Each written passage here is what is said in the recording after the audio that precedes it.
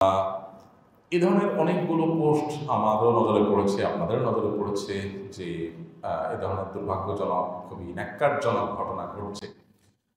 প্রথম কথা হলো যে এই জাতীয় বিষয়গুলোকে খতিয়ে দেখা আমাদের আইন শৃঙ্খলা রক্ষাকারী বাহিনী ভাইদের কর্তব্য।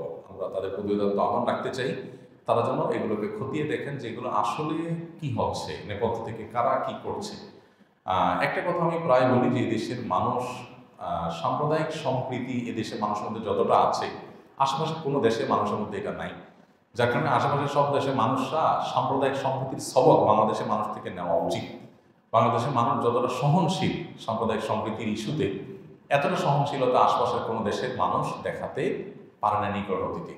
দাঙ্গা হাঙ্গামা, মারামারি, ধর্মীয় আপনার বাড়াবাড়ি করতে গিয়ে রক্তারক্তি, নিরীহদেরকে খুনাখুনি, সকাল বিকাল তাদেরকে হত্যা, বাংলাদেশে বিচ্ছিন্ন ছোটোখাটো ঘটনা ঘটলেও বড় ধরনের কোনো ঘটনা ঘটে। আর বিচ্ছিন্ন ঘটনা যেগুলো ঘটছে সেগুলো আসলে ধর্মীয় কারণে না হয়, রাজনৈতিক এবং স্বার্থসিদ্ধির কারণ থেকেই বেশিরভাগ ঘটনা ঘটেছে, আমরা সবাই কম বেশি জানি।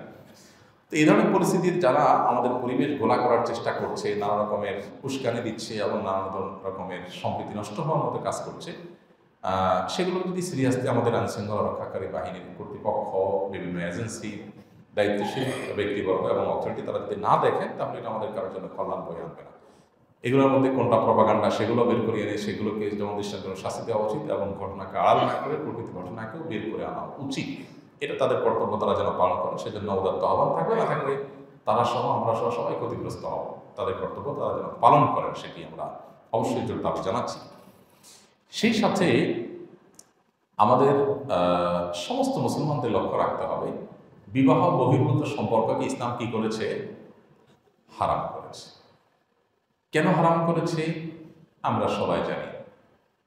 মানুষ, আল্লাহ তাআলা পৃথিবীতে মানুষকে টিকিয়ে রাখবেন, মানব সভ্যতা টিকে থাকবে বৈবাহিক সম্পর্কের মাধ্যমে। বৈবাহিক সম্পর্কের বাইরে গিয়ে বিবাহ বহির্ভূত সম্পর্ক করে মানুষের জেনারেশন পৃথিবীতে টিকে থাকবে না। প্রমাণ কি? প্রমাণ হলো পৃথিবীর যে সমস্ত দেশে বিবাহ বহির্ভূত সম্পর্ককে অ্যাপ্রিসিয়েট করা হয়, বৈধতা দেওয়া হয়েছে এবং সামাজিকভাবে এটাকে দোষী কিছু মনে করা হয় না, সেখানে বিয়ের বালাই নাই, মানুষ কোনো রকম আপনার মিউচুয়াল আন্ডারস্ট্যান্ডিং মাধ্যমে তার কাজ সেরে নেয়। এই সমস্ত জায়গাগুলোতে মানুষের জন্মের হার কমতে কমতে প্রত্যেকটা দেশে এখন ভয়ঙ্কর পর্যায়ে। চায়নার মতো দেশে, যেখানে এত মানুষ, পৃথিবীর সবচেয়ে বেশি মানুষ ঘনবসতি এবং সবচেয়ে বেশি মানুষ যে দেশের, সেরকম দেশেও আপনার তারা ক্রাইসিসে থাকছে, সন্তান জন্মের হার কমে গেছে এবং প্রণোদনা দিয়ে সরকার সন্তান জন্মের হার বাড়াতে পারছে না। জেনারেশন গ্যাপ তৈরি হচ্ছে, কলকারখানা, দেশ চালানোর মতো লোক পাচ্ছে না, বাহির থেকে লোক আনতে হচ্ছে পৃথিবীর অনেক উন্নত দেশকে। কেন? তাদের দেশে তো এই ক্রাইসিসগুলো ছিল না। কারণ যদি 5টা কারণ থাকে, তার মধ্যে একটা কারণ হলো বিবাহ বহির্ভূত সম্পর্ক হলে মানুষের বাচ্চা কাচ্চা নেওয়ার প্রয়োজন অনুভব করে না, টেন্ডেন্সিটা নষ্ট হয়ে যায়। বৈবাহিক সম্পর্কে যেটা হয়, বিবাহ বহির্ভূত সম্পর্কে সেটা হয় না, কারণ একে অন্যের মধ্যে বিশ্বাসই তৈরি হয় না। বিবাহের মধ্যে আল্লাহ তাআলা বরকত দিয়েছেন। কোরআন আল্লাহ তাআলা বলেছেন, ওয়াজআলা বাইনাহুমা মাওয়াদ্দাতান ওয়া রাহমা।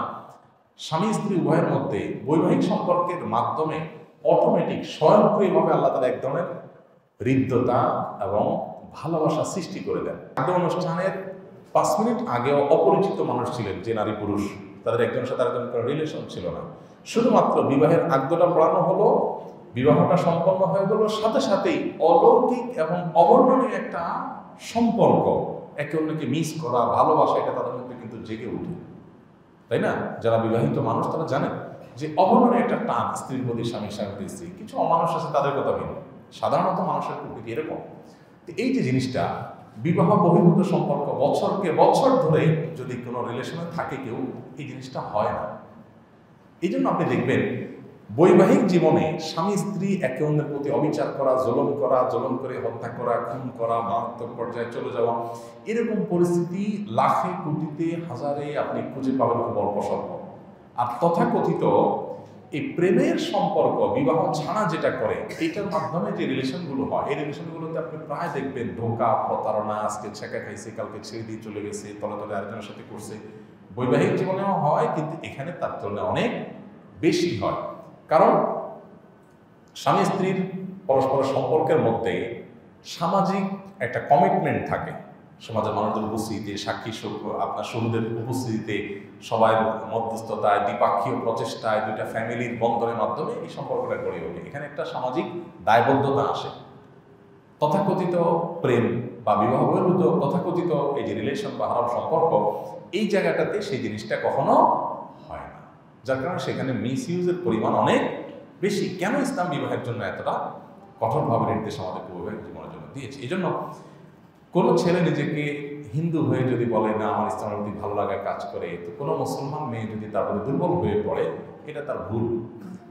আপনি মুসলমান, ইসলাম আপনার কাছে ভালো লাগে, ইসলাম গ্রহণ করেন।